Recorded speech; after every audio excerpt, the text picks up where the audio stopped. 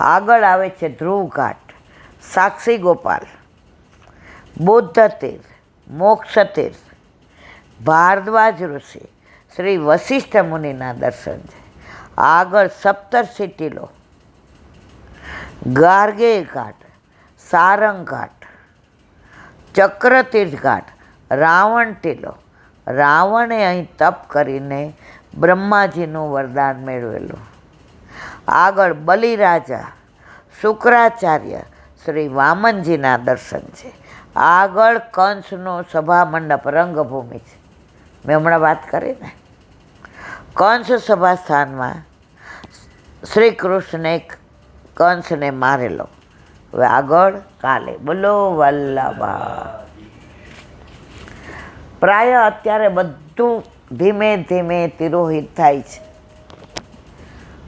અમે 50 વર્ષ પહેલાં આવતા ત્યારે આ બધું કર્યું હતું. અત્યારે તો હવે હજી આપણા સુધી તો છે. આપણા છોકરાઓને કાલે આ બધાય દર્શન થવાના નથી, કારણ કે ધીમે ધીમે બધું તિરોહિત થાય. મધુરાષ્ટ્ર ગુંજા મથુરા.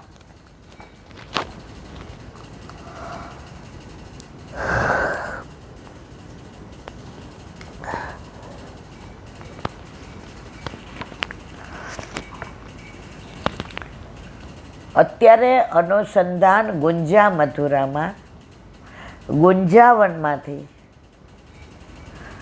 દ્વારકાધીશના સામનેજી એટલે કે યમુનાજી મેળા, એના અનુસંધાન માટે આખું આ વિવરણ ચાલે છે. તૃતીય લાલજી શ્રી બાલકૃષ્ણજીના વાટામાં શ્રી દ્વારકાધીશ પ્રભુ પધાર્યા. એક વખત આપશ્રીએ તાચરણ શ્રી ગુસાઈજી પ્રભુચરણને વિનંતી કરી, આપ કૃપા કરી અને મને દ્વારકાધીશ પ્રભુ પધરાવી દીધા, પણ મને એવી ઈચ્છા થઈ રહી છે કે એમની સાથે સામનેજી પણ બિરાજતા હોય તો યુગલ સ્વરૂપની સેવાનો અધિક આનંદ આવે. આપ કૃપા કરીને મારો મનોરથ સિદ્ધ ન કરી આપો. શ્રી પ્રભુચરણે કહ્યું, અવશ્ય તમારો એ મનોરથ જરૂરથી પૂર્ણ થશે. શ્રી પ્રભુચરણે તેમની સામનેજીના શ્રીહસ્તના ધરાવવાના લાયક 2 જડાવ ચૂડા આપી આજ્ઞા કરી, તમને જ્યારે શ્રી સામનેજી પ્રાપ્ત થાય દ્વારકાધીશજીના, ત્યારે તેમના આભરણ ધરાવજો. જો માપસર આવી જાય તો તેમને શ્રી દ્વારકાધીશના સામનેજી સમજો. તબ ઉપરાંત એમ કહ્યું કે તમે સતત વ્રજમાં ભ્રમણ કરો તો બહુ જલ્દી તમારો મનોરથ પૂર્ણ થશે. શ્રી બાલકૃષ્ણજી રાજભોગ સુધીની સેવા દરરોજ પહોંચી વ્રજમાં ભ્રમણ કરવા નીકળી જતા. ભ્રમણ કરતાં કરતાં તેઓ એક દિવસ યમુના કિનારે આવેલા ગુંજાવનમાં પધાર્યા. ત્યાં યમુનાજીના કિનારે ગાઢાવનમાં સંધ્યા કરવા બિરાજ્યા. ત્યાં ઝીણી ઝીણી ઘૂઘરીનો નુપુરનો છમછમ મધુર અવાજ સંભળાયો. શ્રી યમુનાજીના જલમાંથી લાવણ્ય પરમ મનોહર કોટિક કંદન શ્યામ સ્વરૂપા 7 વર્ષના કુમારિકા શ્રી યમુનાજી મંદ મંદ હાસ્ય કરતા પોતાના હસ્તમાં કમલદર ફેરવતા શ્રી બાલકૃષ્ણલાલની સન્મુખ પધારી રહ્યા હતા. દર્શન કરતા જ આપ વ્રજની રજમાં લોટી પડ્યા ને યમુનાજીને સાષ્ટાંગ દંડવત પ્રણામ કર્યા અને વિનંતી કરવા લાગ્યા કે મારા ભાગ્યનો આજે પાર નથી. આજનો દિવસ બહુ જ શુભ છે. ક્યારથી આપની રાહ જોઉં છું. હવે મારો મનોરથ અવશ્ય બહુ જલ્દીથી પૂરો થવાના. શ્રી યમુનાજીએ કહ્યું, પહેલાં અમારા આભરણ તો આપો. શ્રી બાલકૃષ્ણજીએ તરત શ્રી પ્રભુચરણે આપેલા જડાવ ચૂડા શ્રી યમુનાજીને ધરાવ્યા. શ્રી યમુનાજીએ બંને ચૂડા વારા ફરતી પોતાના શ્રેયસમાં ધારણ કર્યા. બરાબર માપે બંધ બેસતા આવી ગયા. શ્રી બાલકૃષ્ણલાલજીએ બંને હાથ જોડી વિનંતી કરી, આપ કૃપા કરીને શ્રી દ્વારકાધીશજીની પાસે પધારો.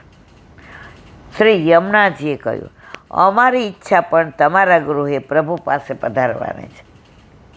શ્રી બાલકૃષ્ણલાલજીએ શ્રી પ્રભુચરણને જાણ કરી. સમાચાર સાંભળી શ્રી પ્રભુચરણ તરત સેવામાં દાખલ થયા. શ્રી યમુનાજીને દ્વારકાધીશજીના સિંહાસન પર પધરાવ્યા અને શણગાર ધરી વિવિધ ભોગ સાજ્યા અને ગુપ્ત ઉત્સવ બનાવ્યો. જો ગુપ્ત બનાવ્યો. આજની તારીખમાં દ્વારકાધીશની સાથે સામનેજી એટલે કે યમુનાજીને અંદર ગુપ્ત સેવા થાય છે.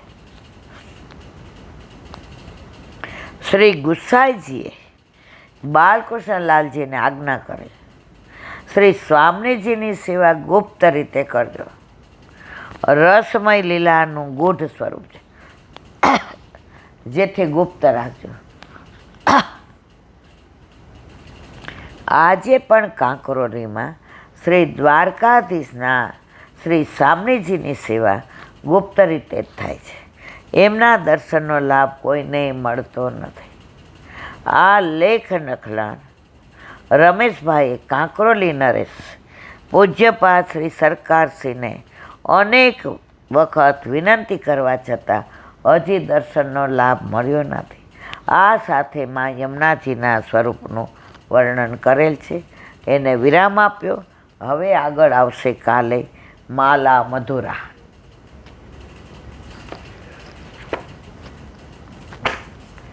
દયારામભાઈના ચંદ્રાવલા.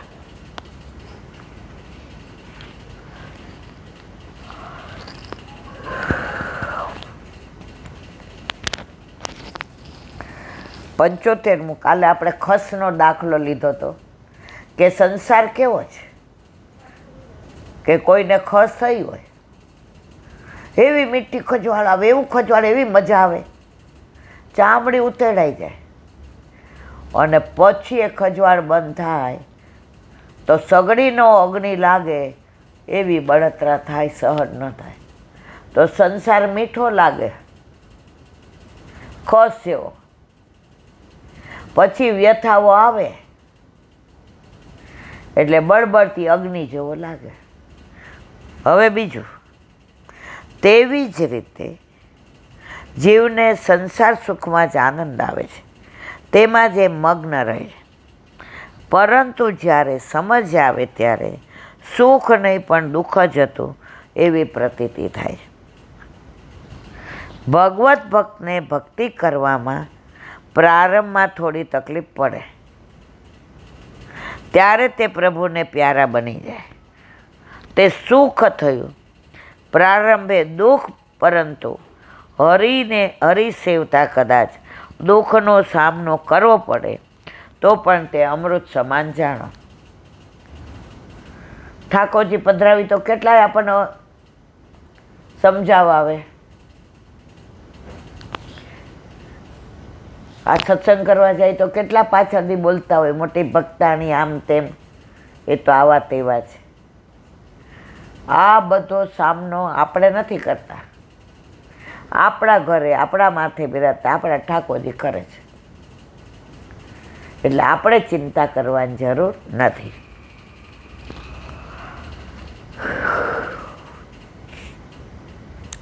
ભગવાનને છોડીને કેવળ લૌકિક માયામાં સુખ માનવાવાળા ભલે 4 દિવસ સુખ માનીને રહે, પરંતુ આગળ દુઃખરૂપ જ છે. મોટા કુટુંબમાં કોઈને દેહ પીડા, કોઈને માનસિક, કોઈને ઘરભંગ થયાની પીડા, તો કોઈને માન અપમાનની પીડા. આવું કાંઈક ને કાંઈક ચાલ્યા કરે. વધારે તો શું કહું, પોતાના કરતાં બીજાને વધારે સુખી જોઈને ઈર્ષા થવી પણ પીડા જ છે. એક સરખા સુખના દાડા કોઈના જોયા નથી. ઉપર બતાવેલામાંથી કોઈને કોઈ કાંઈક તો કોઈને ભોજનના વસનની પીડા, કોઈને પારણું ન ઝૂલ્યો તેની પીડા, કોઈને કાંઈ દુઃખ છે આવા વખતે તે જીવ દુઃખમાંની વલખા મારે છે સુખ માટે. ત્યારે ભગવત ભક્ત હોય તે લૌકિક સુખ દુઃખને સમાન માને, જેથી મોહ થતો નથી એટલે પીડા નથી. કાલે ઓલા વૈષ્ણવ આપણે ત્યાં આવ્યા, બરાબર, એ કે મારા દીકરાને 27 વર્ષ થયા લગ્ન, એકનો એક દીકરો, બીજું કોઈ નહીં. હવે અમને અન્યાશ્રય કરવા નહીં સમજાવતા હોય. અમે બે મકમ, પણ દીકરાઓ હવે નાના તોય કે આપણા ઠાકોરજીને લાયક પાત્ર હશે તો આવશે, નહીં હોય તો નહીં આવે. આપણા અલૌકિક પ્રભુ આપણા લાલા જ છે, આપણા માટે આપણું સર્વસ્વ એ કૈલાબેન ક્યાંય અમે કોઈને પૂછ્યું નહીં. ઇવન તો અમે જ્યોતિષને નહીં પૂછ્યું. અમને અમારા ઘરે બિરાજતા અમારા ઠાકોરજીમાં વિશ્વાસ. એ કે અમારે ત્યાં બધું માતાજીનું બહુ, તો અમે તો બે માણા આમાં જ વળી ગયા. તો એ કે મારા મિસ્ટરની તબિયત જરા 19-20 રહી, તો અમારા કુટુંબના બધાય ધમકાવે, તમે માતાજીને છોડી દીધા ને અન્યાશ્રય કર્યો. અરે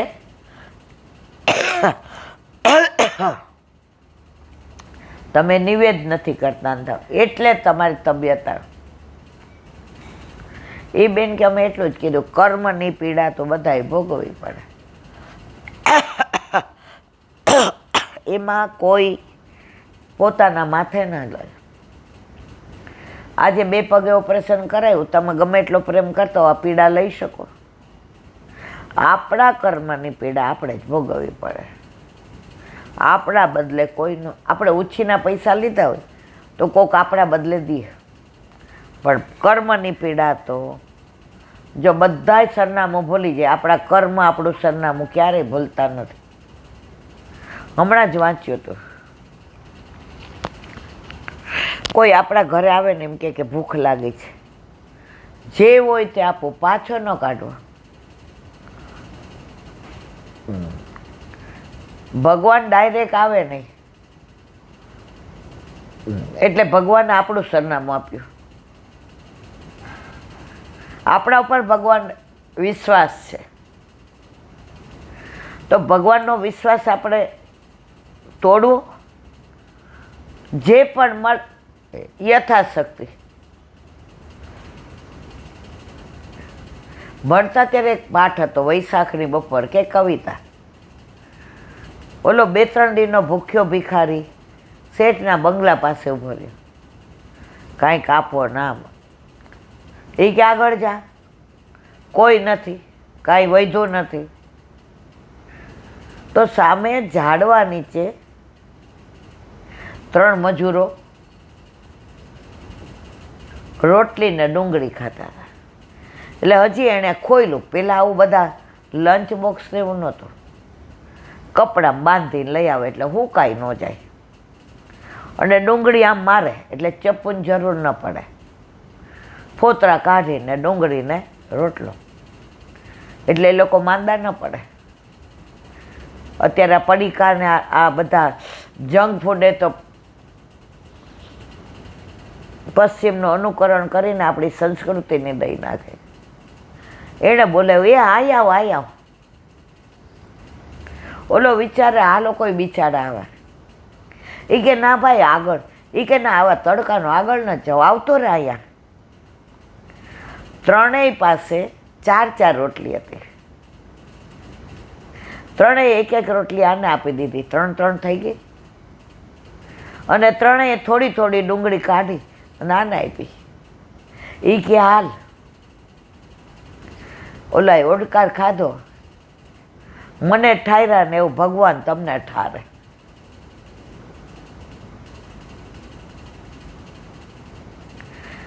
ઓલો શેઠ જોતો રહીએ, સારા કાર્યો કર્યા હશે, તને શેઠ બનાવ્યો, હવે તારો મેળ પડવાનો નથી.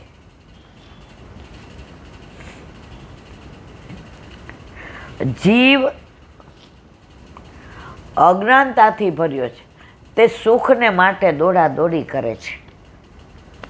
આપણે બધા પૈસા માટે એટલું દોડીએ કે ઉંમર વહી જાય, તબિયત બગડે, નક્કી કર્યું હોય પૈસા ભેગા થશે પછી જલસા કરશું, ફરવા જાશું, રિસોર્ટમાં જાશું.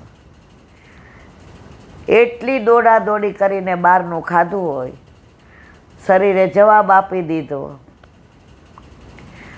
દવાખાનામાં દાખલ થાય ફરવા જવાના બદલે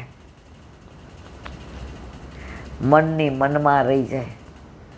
સારા કાર્યો તો દોર્યા, શરીર જ બગડી જાય, પણ છતાંય આપણે પૈસા માટે જ દોડાદોડી કરીએ છીએ. તે તો જીવનમાં સુખ શાંતિ ચાહે છે. કયો રસનો સુખનો તેને ખબર નથી. તેથી આગળ દુઃખરૂપ થતા જીવનમાં અશાંતિ ફેલાય. અત્રે દ્રષ્ટાંત જોઈએ. અજ્ઞાન બાળક હોય તે સર્પ અગર વીછી નીકળે તો પકડવા દોડે. તેને ખબર નથી કે આ ઝેર છે, કાળ છે. તેને જ્યારે માતા પિતા છોડાવવા દૂર લઈ જાય ત્યારે રડે છે. તે સમજે છે કે આ તો મારું રમકડું છે, પરંતુ માતા પિતા કેમ તેને ત્યાં જવા દે? જેમ બાળકને છોડાવ્યું ત્યારે તેને દુઃખ થયું, પરંતુ ઝેરથી બચી જવાનું તેને સુખ મળ્યું. એમ પ્રભુ ક્યારેક આપણી યારે આવું કરે ત્યારે આપણા સુખના માટે જ કરે છે, દુઃખ માટે કરતા નથી. આવી રીતે પ્રભુ તો સર્વ જગના રક્ષક છે. જીવ અજ્ઞાનથી સુખના માટે ફાંફા મારે છે. પ્રભુ પોતે જ અનિષ્ટથી પોતાના ભક્તને દૂર રાખશે. જ્યાં આપણે ભરાઈ જવાના હોય ને ત્યાં જોજો ઠાકોરજી જવા નહીં દે. ક્યાંક ને ક્યાંક એવી લીલા કરશે ને કરશે જ. ત્યારે આપણને એમ થાય આપણે 3 કપડે જુદા થઈ ગયા, અહીંયા આવી ગયા, કેટલું દુઃખ થતું હતું. પણ ઠાકોરજી કે માં તું મારી, બ્રહ્મ સંબંધ તમને બધાને મેં આપ્યું, વલ્લભે તમારા વિવાહ મારી યારે કર્યા, તો બારનાના 5 પૈસા શું કામ હોય? અંદર બધું મારું જ હોય ને માં. પણ ત્યારે નહોતું સમજાણું, ત્યારે રોવું બહુ આવતું હતું. એક રૂમમાં ભાડે રહેવાનું. આજે સવારે લાવ્યા હોય તો સાંજની ચિંતા કરવાની. પ્રભુ કે બધું બધાથી વિશેષ આપીશ, પણ આપણા કર્મની પીડા ભોગવી લીધી. કેવો આનંદ! પ્રભુ પધાર્યા પછી ક્યાંથી શું આવે તમને મને ખબર છે. કરતે હો તુમ કનૈયા મેરા નામ હો રહા, सब आपकी कृपा से मेरा काम हो रहा. बोलो वल्लभाधीश की जय.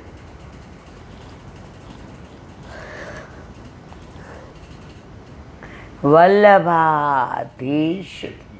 સુબોધીનીજીનું પાન વલ્લભ કરાવે તો થાય. આને સ્પર્શ કરો, આપણા બસની વાત નથી.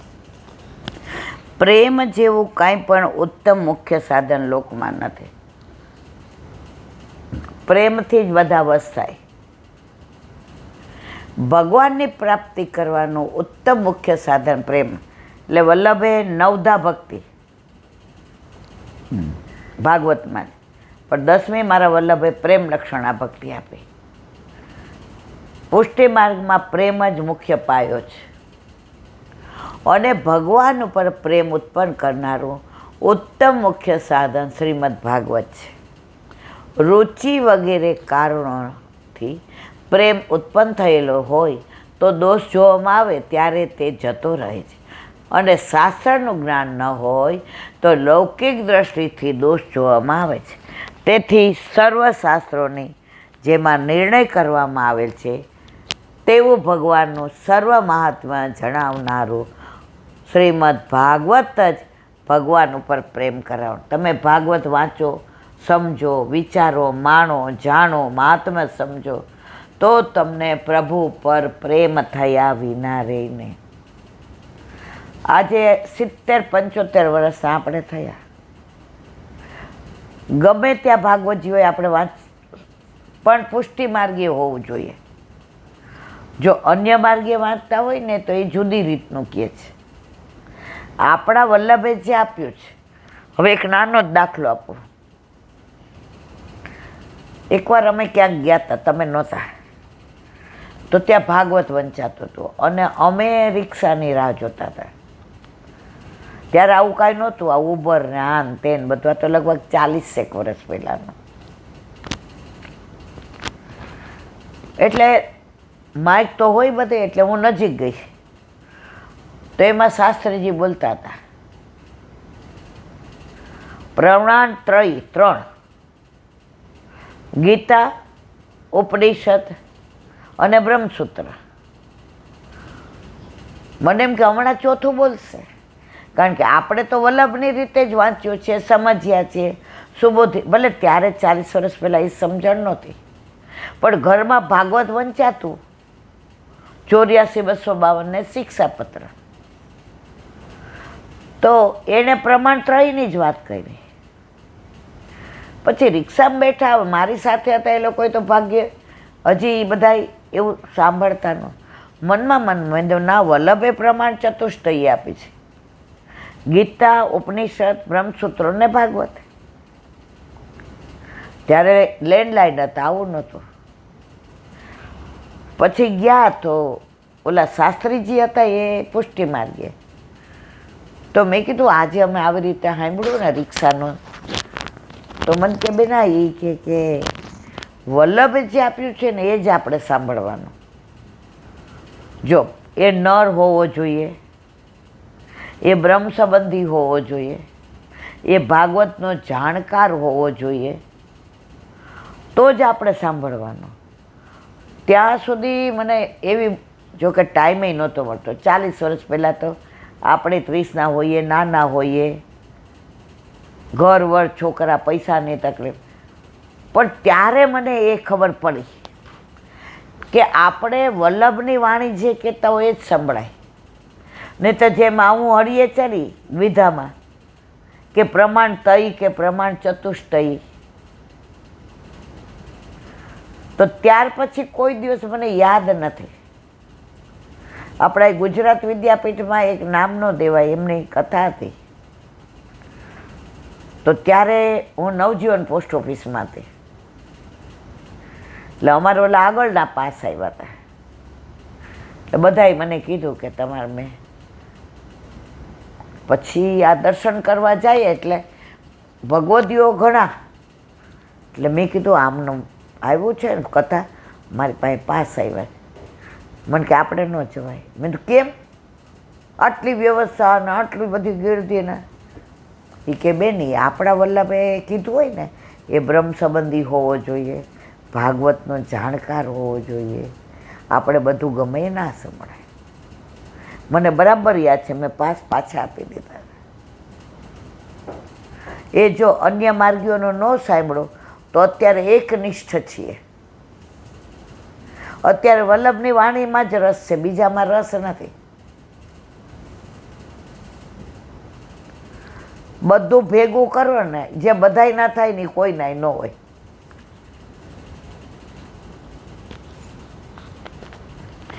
ભગવાનની ભક્તિ અનર્થનો સાક્ષાત નાશ કરનારી. જુઓ, ક્યાંય ખોટું જાણતા હોય ને તમે ભક્તિ કરો એટલે સાચી જગ્યાએ આવી જાઓ.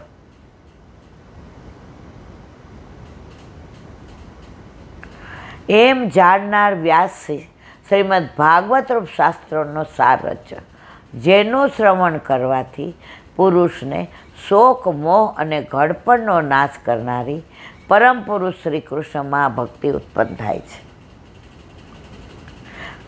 લોકમાં શ્રીમદ ભાગવતનું શ્રવણ કરનારાઓને ભગવાન ઉપર પ્રેમ હોવાનું જોવામાં આવતું નથી. તેથી તેનું શ્રવણ પ્રેમ થવાનું સાધન નથી એવી શંકા ન કરે. કારણ કે શ્રી ભાગવતના તાત્પર્યનું સારું જ્ઞાન ભક્તના મુખથી તેનું શ્રવણ જોવાયું, ગમેના મુખથી ના કરાય. અને શ્રવણ કરનારનો સંસારમાં વૈરાગ્ય એ 3 શ્રી ભાગવતના શ્રવણના અંગો છે. જીજીએ જ અહીંયા યુનિવર્સિટીના ગ્રાઉન્ડમાં કથા હતી. પહેલાં છે ને પોસ્ટ ઓફિસ બધી મૂકતા, એટલે મારો મેળ પડી ગયો. તો કે એક શાસ્ત્રી જે હતા એ કથા કરવા એટલે ગયા. કથા ચાલુ કરે ત્યારે અડધો કલાક કે મારે 7 દીકરી છે, મારે એનું કરવાનું છે, પહેલી દીકરીને નક્કી કર્યું છે, તમારે જ બધાએ અડધો કલાક લેક્ચર ત્યારે આપણે. અને પૂરું થાય તો એને ભાગવતથી તમને ભગવાનમાં પ્રેમ કરતા ન શીખવાડ્યો, દીકરી માટે ભાગવત કરતા હતા, એટલે એ આપણને ફલિત થાય નહીં. ભાગવત ભગવાનમાં પ્રેમ ઉત્પન્ન થાય એના માટે છે, પ્રેમ પ્રગટ થાય એટલા માટે છે. ભાગવત આજીવિકા માટે નથી, ભાગવત કમાવાનું સાધન નથી.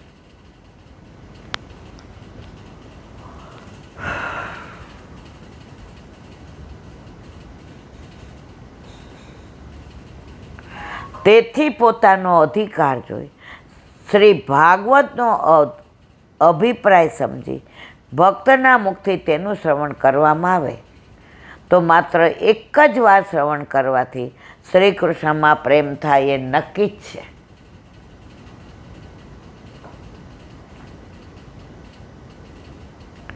જેને લોક સંસારમાં સંપૂર્ણ વૈરાગ્ય હોય અને શ્રીમદ્ ભાગવતમાં જે કહેલ છે તેમાં કાંઈ અસંભવિત અથવા ખોટું છે એવો તેને વિચાર થતો નથી, અને જેનું અંતઃકરણ તીર્થ વગેરેથી શુદ્ધ થયેલ હોય તેવો વિદુર જેવો અથવા તેથી પણ અધિક ઉદ્ધવ જેવો જ હોય તેને તો ભાગવતમાં કહેલી ભગવાનની એક જ લીલાનું શ્રવણ કરવાથી ભગવાનમાં પ્રેમ ઉત્પન્ન થાય છે.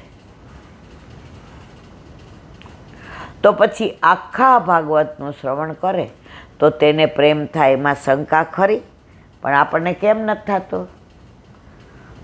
જો પહેલાં 50 વર્ષ પહેલાં ભાગવત સવારે 9 થી 12 અને બપોરે 3 થી 6, એમાં કોઈ ગાવાવાળાય નહીં, બજાવવાવાળાય નહીં, ને કશું જ નહીં.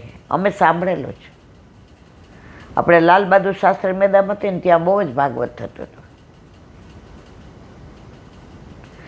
એટલે તમને એનું અંદરનું હાર્દ. અત્યારે 3:30નો ટાઈમ હોય, 3નો 4 વાગે શરૂ થાય ને એમાં પાછા રાસ ગરબાઈ લેવાય ને એમાં પાછું બધું ગાવાનું ના 1 કલાક ભાગવત, એમાં તમને એટલે ફલિત થાય નહીં.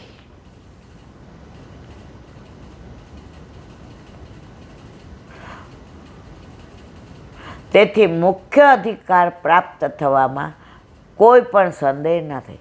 તેથી શ્રીમદ આચાર્ય ચરણે શ્રીમદ ભાગવતના વાસ્તવિક અર્થનો વિચાર કરી તે અર્થનો નિર્ણય કરી તત્વાર્થ નિબંધના શ્રી ભાગવતવાદ પ્રકરણમાં તે અર્થ દર્શાવેલ છે. તે અર્થનું જ્ઞાન થતાં ભક્તિ ઉત્પન્ન થઈ શાંત રહે તેવી થતી નથી, પરંતુ લતાની પેઠે દિવસે દિવસે વધતી જાય શ્રી કૃષ્ણ રૂપ ફળ પ્રાપ્ત કરાવે તેવી ભક્તિ પ્રાપ્ત થાય છે. તેથી ભક્તિની ઈચ્છા રાખનારે અવશ્ય શ્રી ભાગવત આ પ્રકારનું સૂક્ષ્મ નિરૂપણ કરવું જોઈએ. બોલો વલ્લભાધીશ. શ્રીમદ ભાગવત.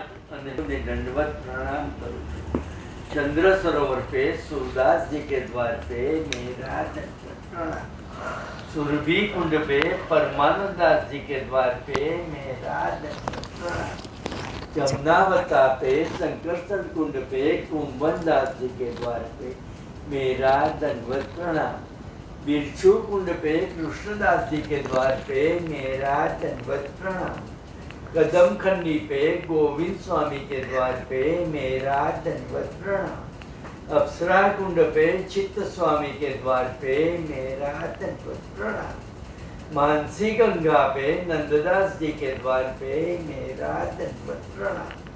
रुद्र कुंड पे चत्रभुज दास जी के द्वार पे मेरा दंडवत प्रणाम. વ્રજ વિલાસ વ્રજની ગોપિકાઓને મારા દંડવત પ્રણામ. હે વલ્લભ સવારથી અત્યાર સુધી સેવા સ્મરણ સત્સંગ જે પણ તે કરાવ્યું તે તારે ચરણારવિંદમાં સમર્પણ કરું છું. ભૂલ અપરાધ થઈ હોય તો ક્ષમા કરશો. બોલો વલ્લભાધીશ કી જય.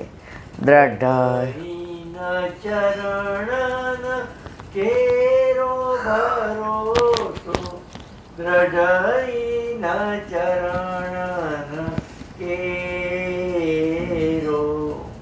શ્રી વલ્લભનાથ ચંદ્ર છટા બિન સબ જુગ માય અંધેરો ભરોસો દ્રઢ ચરણ કેરો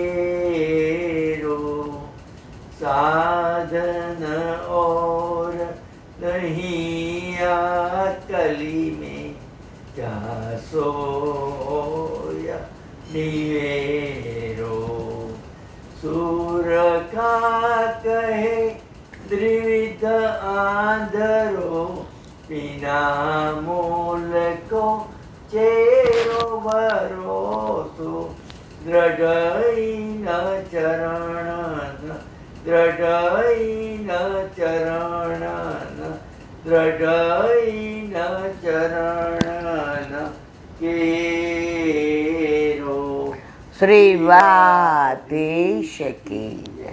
આજનો આ સત્સંગ મારા વલ્લભના ચરણારવિંદમાં સમર્પણ કરું છું. ભૂલ અપરાધ થઈ હોય તો ક્ષમા કરશો. આ મારા વલ્લભની વાણી અને ભૂલો એ મારી. બોલો વલ્લભાધીશ કી જય.